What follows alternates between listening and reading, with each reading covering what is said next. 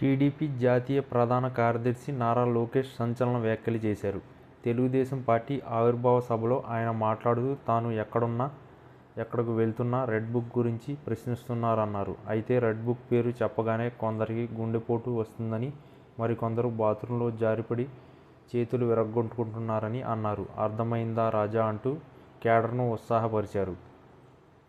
మాజీ మంత్రి కొడాలి నానికి గుండెపోటు రావడం, మాజీ మంత్రి పెద్దిరెడ్డి రామచంద్రారెడ్డి బాత్రూంలో పడి చెయ్యి విరగ్గొట్టుకోవడం వంటి ఘటనలను ప్రస్తావించకుండానే, నేరుగా వారి పేర్లను ఎత్తకుండానే నారా లోకేష్ సెటైర్లు వేశారు. అయితే చట్టం ప్రకారమే తప్పు చేసిన వారిపై ఖచ్చితంగా చర్యలు తీసుకుంటామని, అందులో ఎవరూ సందేహపడాల్సిన అవసరం లేదని అన్నారు. టీడీపీ 43వ ఆవిర్భావ సభలో మంత్రి నారా లోకేష్ సంచలన వ్యాఖ్యలు చేశారు.